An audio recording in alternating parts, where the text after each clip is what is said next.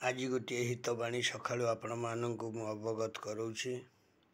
ये हितवाणीटी होउची आपणकर परिवार पाई आपण मनर सांत्वना पाई। किंतु लाइक शेयर सब्सक्राइब आपण माने निश्चय करिवे। याकु यूट्यूब माध्यम रे दउची प्रभुजी क्रिएशन। सकल तीर्थ तो चरणे आउ बद्रिका जीवी की कारणे किए केउठी आउ को उद्देश्य रे कहिथिले सेठी को आज मु आपनकु जणाउची। यह मध्य भागवत पुराण शास्त्रर बाणी। प्रथमे शुणंतु। जेतेबेले आपण माने जानिथिबे प्रभु माने शिव शंकरंकर माँ पार्वतींकर दुईटी संतान, जणे हेउछंती गणेश विघ्नराज आउ जणे हेउछंती कार्तिकेश्वर। तेणु जेतेबेले बापा माँ बसिथिले सेतेबेले माने जाइथिले गणेश एवं कार्तिक मध्य पड़िला यही जिनसटी। सेथिपाई ये शास्त्र रे वर्णित अछि सकल तीर्थ तोचरणे बद्रिका जीवी की कारणे। तेणु आमे भी ताकू भी पढ़ीचे पिता धर्म पिता स्वर्ग पिता ही परमम तप पितरी प्रतिमात पर्णे प्रियंते सर्वदेवता। मु कहिबार उद्देश्य होउछि एई जो कली जुगरे जुग तो चारि सत्य त्रेतया द्वापर कली। एई जो कली जुगरे आपण माने निजर घरे निजर पाखरे देवता रखिकी आपण चिन्हि पारु नाहंती। कौन ना आमे भावुचे गुरु ब्रह्मा गुरु विष्णु गुरुदेव महेश्वर गुरु साक्षात परम ब्रह्म तस्मै श्री गुरवे नमः। ठीक अछि गुरु मध्य जने देवता, किंतु प्रथम देवता हेउछंती अमित आपणकर जन्मिता बापा आउ माँ। जेतेबेले कार्तिकेय को कुहाला विश्व भ्रमण करिवाकू, से विश्व भ्रमण करिवा पई तांकर वाहन हंस वाहन आपण माने जानिथिबे। हंस उपरे बसिकी सी पळेले विश्व भ्रमण करिवा पई। किंतु गजानन गणेश जे होउछंती विद्यार सागर बुद्धिर सागर संसार प्रथम देवतांक मूलरे तांको पूज्या करा जाए। तांकर केते बुद्धि सी कौन कले ना निजर बापा माँ बसिथिबा स्थान रे जो पर्वत रे सी बसिथिले से पर्वत चारि पाखरे तांकर वाहन होउची मूषिक वाहन मूषा वाहन।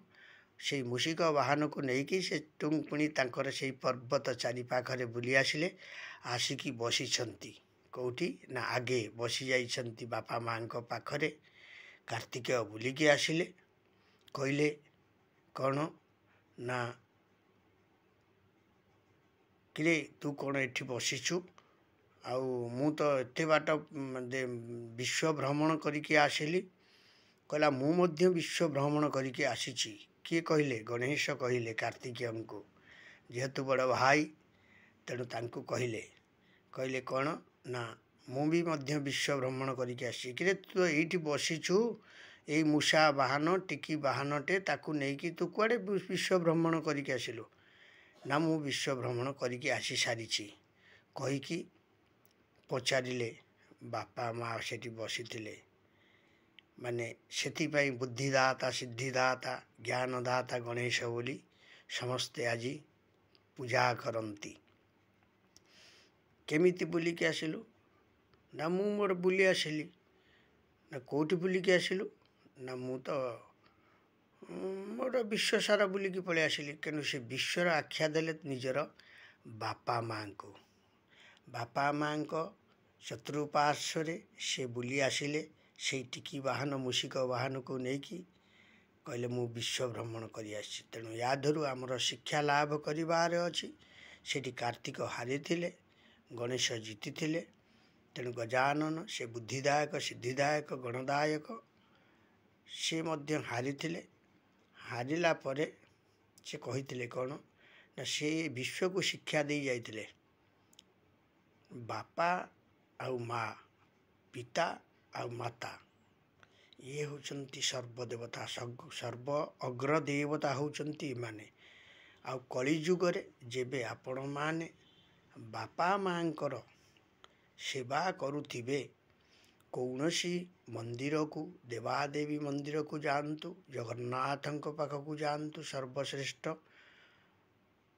ଆପଣ ନିଶ୍ଚୟ ସିଦ୍ଧିଦାୟକ ହେବେ ଏବଂ ନିଶ୍ଚୟ ବୁଦ୍ଧିଦାୟକ ହେବେ, ନିଶ୍ଚୟ ଧନଦାୟକ ହେବେ, ନିଶ୍ଚୟ ଜ୍ଞାନଦାୟକ ହେବେ। ତେଣୁ ପ୍ରଥମ ଦେବତା ହେଉଛନ୍ତି ଆପଣଙ୍କର ବାପା ଆଉ ମା। ଯେତେ ଯୁଗ ଯାଉ, ସତ୍ୟ ତ୍ରେତୟା ଦ୍ୱାପର କଳି, କିନ୍ତୁ ପିତା ମାତା ସର୍ବ ଅଗ୍ରେ ଦେବତା, ଏହା ମଧ୍ୟ ବର୍ଣ୍ଣିତ ଅଛି।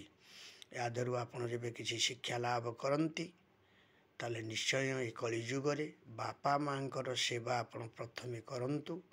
ସମସ୍ତ ଦେବାଦେବୀଠୁ ଆରମ୍ଭ କରିକି, ଗୁରୁକୂଳଠୁ ଆରମ୍ଭ କରିକି, ମାନେ ଯେତେ ଯିଏ ଅଛନ୍ତି ସମସ୍ତେ ଆପଣଙ୍କର ପାଖକୁ ଆସିବେ ଏବଂ ଆପଣଙ୍କର ସହାୟକ ସମସ୍ତେ ହେବେ। ହଉ, ରହିଲି। ନିଜସ୍ୱ ସମୀକ୍ଷକ ଆଜି ଗୋଟିଏ ହିତବାଣୀରେ ୟାକୁ ଦେଉଛି, ନିଶ୍ଚୟ ଦେଖିବେ, ଲାଇକ୍ କରିବେ, ସେୟାର କରିବେ, ସବସ୍କ୍ରାଇବ୍ କରିବେ। ଯେଉଁ ଦେବତାଙ୍କ ପାଖ ଯାଆନ୍ତୁ, ସିଏ ଆପଣଙ୍କୁ ଦେବେ ଏବଂ ବତେଇବେ, ବାପା ମାଙ୍କର ସେବା କର।